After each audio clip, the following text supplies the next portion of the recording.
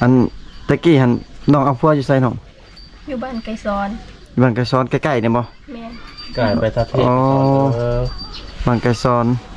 แบบป้ากันเนาะโดยผิดกันบ่น้องป้าบ่น้องอยู่น้ำพัวบ่สบายไข้ตลอดอ๋อ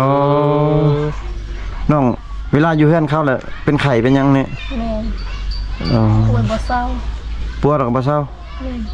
คันกลับมาเฮือนตัวเองแล้วเศร้าบ่แม่นอ๋อยันพิษฮีดพี่หยังเนาะพี่น้องบ่ถือกับเพื่อนกับชาติพี่น้องใช่แล้วก็กลับมาหากบ่ได้เครียดได้สร้างกันบ่แล้วก็เลิกตัดสินใจมาอยู่ไผอยู่มั่นเนาะคือแบบสิ่งที่ว่าขาดเคินในเฮือนในชาติน้องหรือว่าน้องอยากได้นี่มีหยังแหน่น้องนุ่นจะได้พัดลมแล้วก็ข้าวกินยังได้ผู้บ่าวบ่ว่าอยากได้ผัวอยากได้ยังเนาะอยากได้ผัวพี่น้องเลยอยากได้ผัวแห้งเนาะตอนนี้เนาะพี่น้องเลย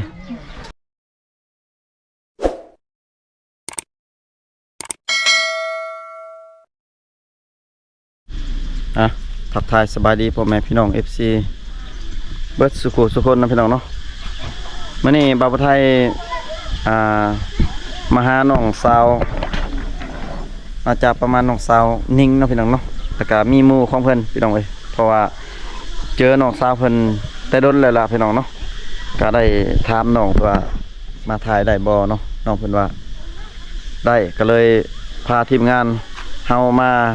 หาน้องสาวเพิ่นเนาะพี่น้องเนาะเพราะว่าน้องเพิ่นเป็นสาวมือสองพี่น้องมีลูกลูกติดประมาณนี้แหละคนหนึ่งพี่น้องเอ้ยเนาะก็จะได้กลับไปติดตามมาชมกันพี่น้องเอ้ยเดี๋ยวนี้กลับมาฮอดหมู่บ้านของน้องสาวนิ่งนะพี่น้องบ่ฮู้ว่าน้องสาวนิ่งหรือว่าน้องสาวยังกันเนาะพี่น้องเดี๋ยวสิขึ้นไปถามน้องอยู่เพื่อนๆพี่น้องทีมงานเขาก็นั่งถ่ายอยู่มีเบาไก่แล้วก็เบาแทนมาพาเลาะพี่น้องเว้ยเพิ่นโอ้ยสุดหล่อในทีมงานนี่แหละพี่น้องเทียบเพิ่นบ่ได้เด้รอแต่ภายนอกภายในเพิ่นก็รอคือกันพี่น้องน้องสาวเพิ่นขึ้นนั่งอยู่เทิงหมดแล้วพี่น้องเอ้ยป้าอยากไปอุ้มไปใช่ไปสาวน่ะจังหวะแล้วสบายดีเด้อพี่น้องเฮ้ยคงจะวายเข้าถาอยู่เทิงเนาะมันคือว่ามีไปสาวมือ2บ่กับสาวมือ1เนาะสาวมือ1กับสาวมือ2สาวพี่น้องบ่ทันมาเสร็จหาผู้สาวบ่ทันมาสวัสดีบ่ทันมาสบายดีคือเก่าเจ้าเดิมแต่งตัวรอเท่ากันนี่โอ้ยมื้อนี้มาครั้งแรกมาเจอน้องนุ่งนิ่งสาวซื้อใหม่หมู่ซื้อเนาะขึ้นไปถามน้องอยู่เทิงเฮือนไปเลยเนาะเป็นจังได๋ก็ไปติดตามชมกันพี่น้องอยู่เทิงเฮือนน้อง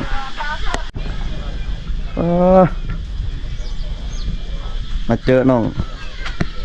สาวเพิ่นทั้งสองพี่น้องอันนี้เป็นเฮือนของน้องสาวน้องสาวน้องนิ่งเพิ่นนิ่งบ่นูนสาวนูนเนาะนิ่งให้ชื่อไผซะนิ่งให้ชื่อลูกโอ้พี่น้องเอ้ยเอาสิให้ช่วยขึ้นหุ้นบ่หรือว่าสิให้สิน้องสิลงนั่งอยู่นี่บ่โดยนั่งอยู่นี่ก็ได้โอ้คือสิฮ้อนเนาะ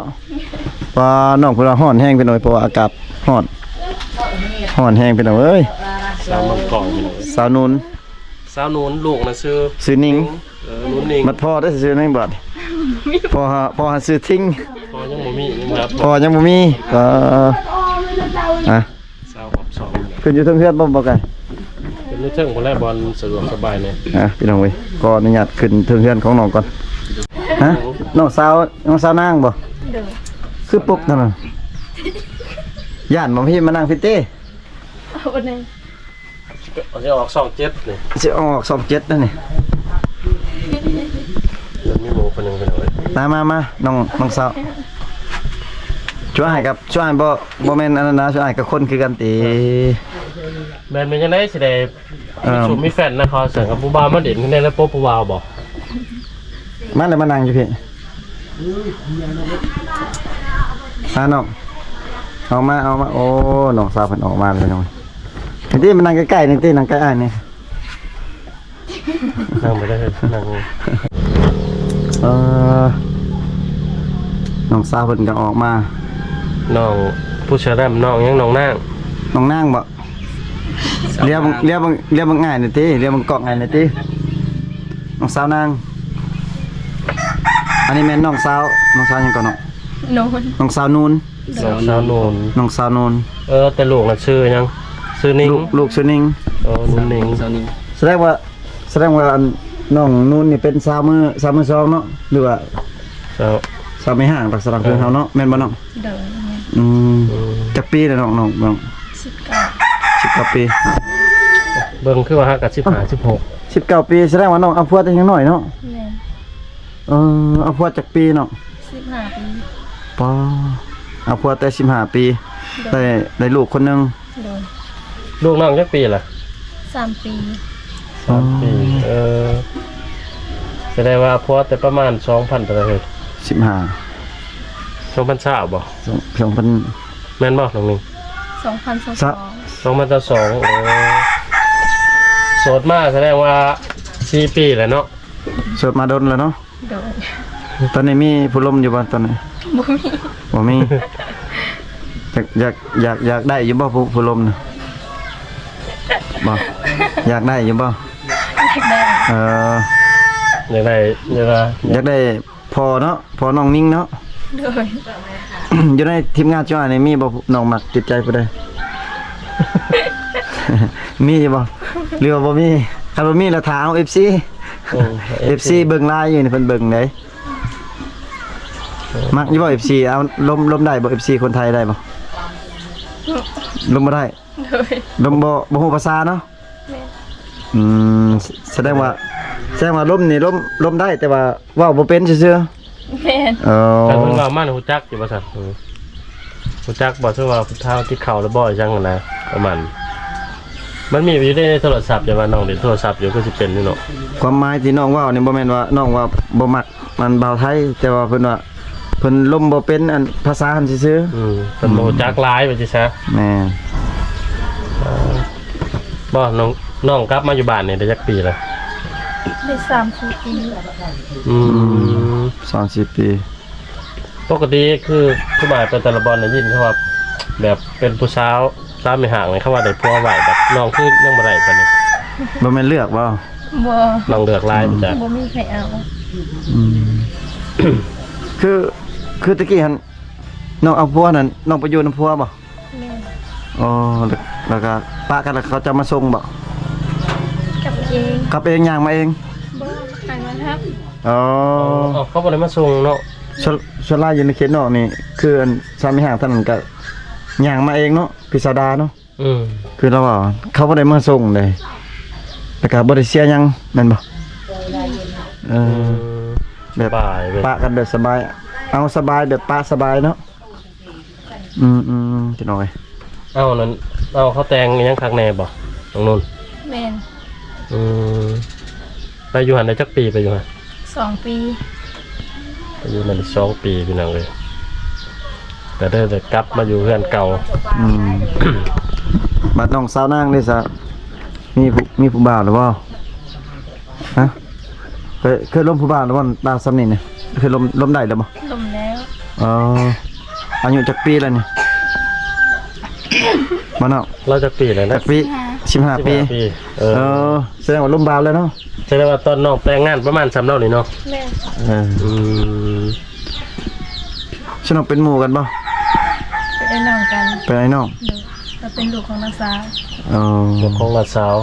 เอื้อยแม่น้องแม่บ่ น้องของพ่อ น้องพ่อน้องสังเกตลาวแต่ละคืนนี่มีผู้บ่าวมาลินน้ำลาวลายบ่ บ่จ้ะบ่ได้ใส่ ยันว่าสังเกตเบิ่ง เพื่อนเราอยู่ใช่ไหมอยู่นี่ เด้อ โอ้ใกล้ๆกันเนาะแสดงว่าผู้บ่าวมาดินกับเต้าหู้เลยเนาะบ่ได้เนาะ แม่น ส่วนหลายเขาเจ้าผู้บ่าวผู้สาวนี่เขาไปดินทางไหนเข้ามาดินนำกันดินอยู่เฮือนบ่หรือว่าดินอยู่แถวนอกเข้ามาหากันนี่ เขาขึ้นมาลินอยู่เฮือนเลยบ่น้อง หรือว่า บ่าว อยู่แถวแคมทางแถบหนึง ก็ขึ้นบินอยู่ในเฮือนแล้ว น้องนอนใช่น้องนอนอยู่เฮือนใหญ่เฮือนนี้ แม่น พ่อแม่นอนอยู่ใน เด้อ พ่อแม่เฮือนนอนเฮือนใหญ่เดี๋ยวน้องนอนอยู่นี่ นอนกับลูกนอนอยู่ในเนาะ แม่น น้อง จะได้เอาไปเฮือนหลังหนึงอีกอยู่นี่เนาะห้องนี่เดี๋ยวว่าน้องนอนน่ะ แม่น โอ้ สมพรเห็นผ้าห่มส่วนผ้าห่ม กลางคืนบ่ได้ฮ้อนตินี่ฮ้อนจะบ่กลางคืน ธร เนาะ รมดา ธรรมดา เดิน เคยเลยเนาะสิ้นเคยเลย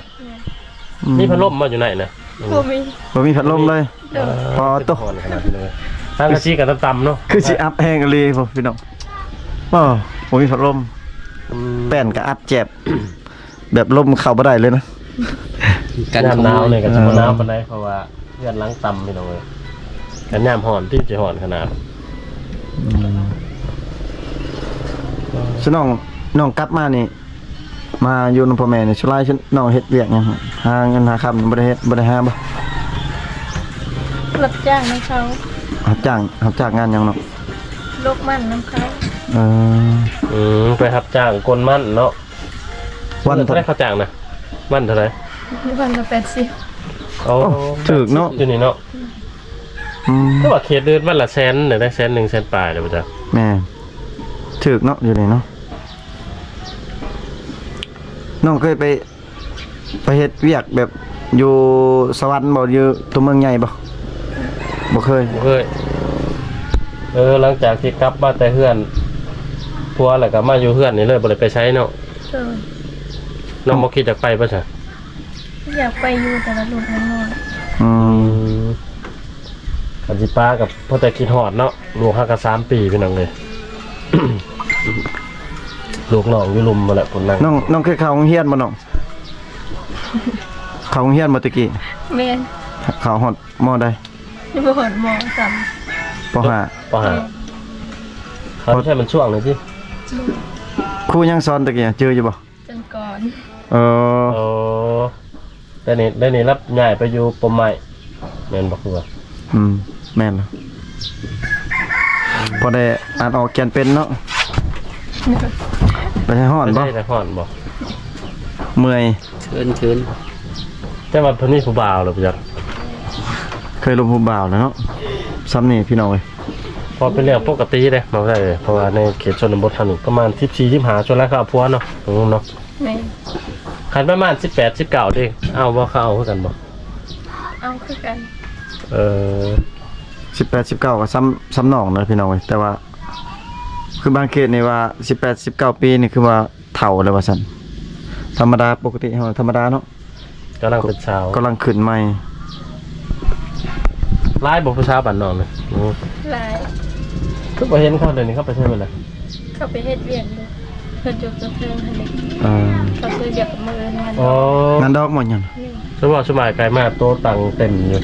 เขาเอาผัวหรือเอาเมียอยู่นี่ เขาเอาผัว เอาผัวบ้านเลย บ้านเธอที่ อืม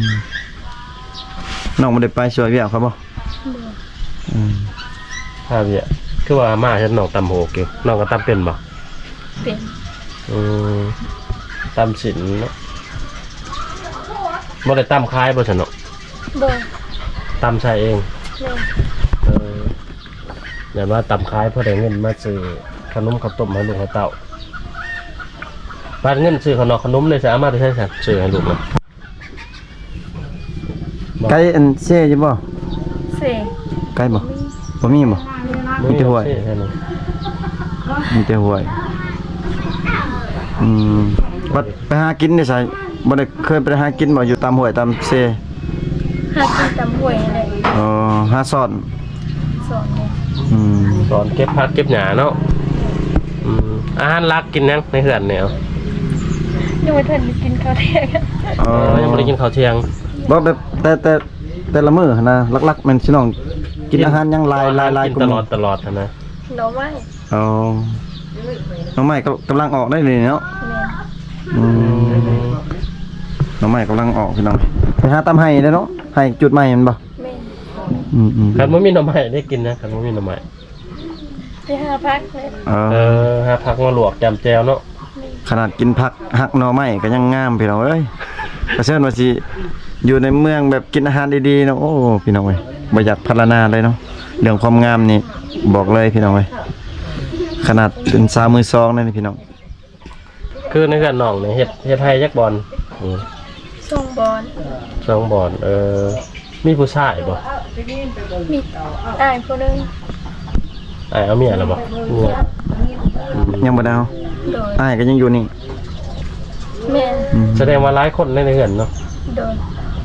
ประมาณจักคนในเฮือนนี่ 7 คน อ่า ยังบ่มีใครออกบ่หรือว่าเขาออกแน่ นี่เขาออกเลยเพื่อนเอาผัวไปเลย เออแต่อยู่ในเฮือนแท้ๆตอนนี้น่ะจักคน ยิงยัง2สาย2 อ๋อ ของเขาให้เนี่ย อืม ลูกค่อย 5คน 6 7 พวก7กับพ่อกับแม่ เออไปกินน้ำบ่ ไปกินน้ำ ฮ้อนเพิ่นเนาะ อาการหอนพี่น้อง อืมอันตะกี้หันน้องเอาพัวอยู่ไสน้อง อยู่บ้านไกรสอน บ้านไกรซ้อนใกล้ๆนี่บ่ แม่น กลายไปทัดเทศ อ๋อ เออ บ้านไกรซ้อนแบบป้ากันเนาะ โดย ผิดกันบ่น้องป้า บ่น้องอยู่น้ำพัวบ่สบายไข้ตลอด อ๋อน้องเวลาอยู่เฮือนเขาแหละเป็นไข้เป็นหยังเนี่ย แม่น อ๋อ ป่วยบ่เศร้า ปวดก็บ่เศร้า แม่น คันกลับมาเฮือนตัวเองแล้วเศร้าบ่ แม่น อ๋อ โอ้แบบอันนี้เนาะจักสิว่าจังพิษอันนั้นบ่ อย่าผิดฮีดผิดหยังเนาะพี่น้อง บ่ถือกับเพื่อนกับชาติพี่น้องใช่แล้วก็กลับมาหากบ่ได้เครียดได้สร้างกันบ่ บ่ อืม แล้วก็เลิกตัดสินใจมาอยู่ไผอยู่มันเนาะโอ้ ตะกี้เห็นแบบตอนเอากันนี่ขาดองแพงบ่น้อง บ่แพงนะ โอ้แพง เงินเท่าไรเนาะผัวน้องแต่ง 8 ล้าน 8 ล้าน แม่น แล้วมีงัวอีกบ่ หัวตัวหนึง อ๋อ เงิน8ล้านงัวตัวหนึงแล้วก็เมื่อเฮือนเลยเนาะ สมมุติว่าส่วนว่ามี FC หรือว่ามีบ่าวโสดเพิ่นมักเดี๋ยวนี้เพิ่นจะมาขอมาแต่งนี่สิเอาขาดองแพงบ่เอาประมาณเท่าไรสมมุติว่ามีผู้มักเอาแพงบ่ฮะประมาณจักล้านเนาะ หรือว่าอีกตามเพิ่นอยากให้บ่ แม่น ถึงตามสิให้ อืม สมมุติว่าไอ้มี5ล้านนี่ไอ้สิมานี่ได้บ่ ได้ ได้เนาะอ๋อ 5ล้านกีบกับ 5ล้านกีบก็ได้เนาะ แม่น 9,000 8,000 แล้ว กับ8,000 บาท แล้วก็งัวพร้อมบ่ หัวพร้อมและมีฮีดเนี่ยเป็นไปห่างเลย กินงัวเนาะอ๋อ ไม่ห่างเลยต้องกินงัวกินแบะบ่ได้ไม่ห่างเนาะ ใส่บ่ได้ 5ล้านแล้วก็มาบวกงัว งัวตัวหนึง งัวประมาณ5ล้าน 6ล้านเนาะ ประมาณ 20,000ได้เนาะประมาณ 20,000เนาะ 20,000 บาทพี่น้อยมาแต่งได้เลยถ้าว่า น้องกันนั้นเลยฉันน้องนางได้ฉันเนาะเท่าได้ขาดองพ่อแม่เว้านะ 200,000 200,000 200,000 ต้อง กีบ แค่กีบบ่ ถึงก็เอาถึกแต่ไม่ บ่สามารถยกให้เลยบ่ อาจจะให้300,000เนี่ย ให้3ชั้นหาเลย พี่น้องเอ้ย น้องบ่ฮู้บ่หรือว่าน้องเว้าตลกซื่อๆ บ่ บ่ ตลก ว่าตลกเนาะ เด้อ ถ้าเป็นผู้สาวนี่แพงแน่เนาะขาดองเนาะ แม่น ประมาณ15ล้าน20ล้าน ประมาณ10ไปล้านไปแล้วขับเป็นผู้ชาย ได้บ่15ล้านสมมุติว่า บ่จักขึ้นน้ำเขาสิให้นั่นแหละ อื อื ม ม บางคนก็บ่ได้เลยก็มีเนาะ แม่น บางทีก็มักผู้บ่าวแห้ง ถ้ามัก เด้อ ผู้บ่าวแห้งนี่บ่ได้หลายเด้อขาดองเนาะ แม่น ประมาณ5ล้าน10ล้านนี่ได้พี่น้องเลย เพราะว่าส่วนหลายคันมากแห้งแหละเอากันเมื่อเฮือนด้วยแม่นบ่ได้บ่เฮ็ดทุกน้องนี่ ได้ แล้วจังมาแต่งน้ำลังเนาะเป็นยังไงคือน้องเฮ็ดให้ว่า2บอลนี่แต่ละปีนี่เขาน้ำนี่กลุ่มกินบ่น้องนึง บ่กุ้มซ้ บ่กลุ่ม บ่กลุ่มได้ซื้อกินบ่แต่ละปี ำซื้อกินเนี่ย เอาเงินมาใช้ซื้อนะ ถ้ารับจ้างน้ำเขาบางทีมีเวียดจ้างก็ไปเฮ็ดเวียดมีเวียด มีเวียดไปจ้างเฮ็ดนั่นเฮ็ดนี่ก็ไปเฮ็ดมื้อหนึง 80,000เนาะ แม่น มันต้นเนี่ยบ่ได้เฮ็ดบ่ เฮ็ดคือกัน เออ แต่ว่า ประมา บ่ ณ กลุ่มกิน ได้จักเดือนซั่นบ่กลุ่มกินน่ะเขาให้น่ะได้บ่ 4-5 เดือน โดยประมาณนั้น แสดงว่าได้ซื้อไล่สอบเติมเนาะ หลายเติบข้าวซอบหนึงนี่ได้บ่เดือนหนึง ข้าวสารว่า ข้าวสารน่ะ ได้อยู่ เดือนหนึงเดือนปลายเนาะเป็นยังไงคือแบบสิ่งที่ว่าขาดเคินในเฮือนในศาสตร์น้องหรือว่าน้องอยากได้นี่มีหยังแหน่น้องนุ่น เงินส่วนตัว น้อง สิ่งที่ว่าเครื่องใส่ในเฮือน เครื่องใส่ในเฮือนซ่านน่ะนะ เครื่องอยู่ยังขนาด จะได้พัดลมแล้วก็ข้าวกิน อยากได้พัดลมกับข้าวกินเนาะ แม่ ตู้เย็นนี่มีบ่อยู่นี่ ม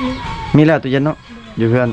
แสดงว่ากินน้ำเย็นเนาะ แสดงว่าได้กินน้ำเย็นๆอยู่แสดงว่า ยังขาดแต่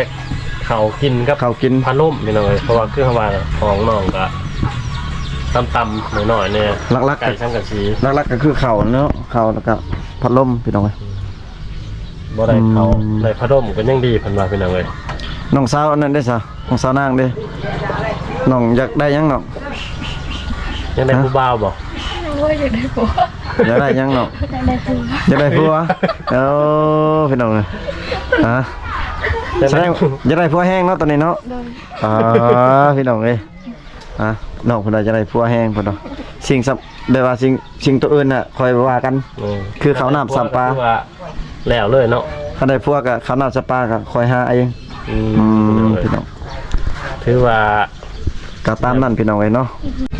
พี่น้องเอ้ยก็เยี่ยมยามทำข่าวน้องสาวนูนแล้วก็น้องสาวนางพี่น้องเอ้ยเนาะก็คือ FC ได้ยินหรือว่าได้รับฟังอยู่ในคลิปนั่นล่ะพี่น้องเนาะน้องสาวเพิ่นก็ยังโสดเบิด2นั่นล่ะพี่น้องน้องสาวนูนเพิ่นเป็นสาวมือ2เนาะหรือว่าสาวมีหางลูกติดพี่น้องอีกลูกหนึงเนาะพี่น้องส่วนน้องสาวนางเป็นสาวโสดพี่น้องเอ้ยถ้าผู้ใดมักฮักก็ทักหาพี่น้องเอ้ยเนาะทักหาทางทีมงานแล้วก็หรือว่าทักหาน้องเองก็ได้เนาะพี่น้องเนาะน้องเพิ่นว่าอยากได้ผัวแห้งน้องสาวนางเพิ่นน้องสาวนู่นก็อยากได้อยู่คือกันติเนาะอยากได้คือกันเนาะค่าดองบ่แพงพี่น้องเว้ยประมาณ10 ล้านนี่ล่ะ10 ล้าน10 ล้านนี่ล่ะพี่น้องเอ้ยก็ได้เนาะพี่น้องขอบอกขอบใจ FC ที่เข้ามาติดตามมาชมคลิปแต่ต้นจนจบพี่น้องเอ้ยเนาะอยู่ดีมีแฮงเบิดสุขสุขคนพี่น้องเอ้ยบ๊ายบายแน่เนาะ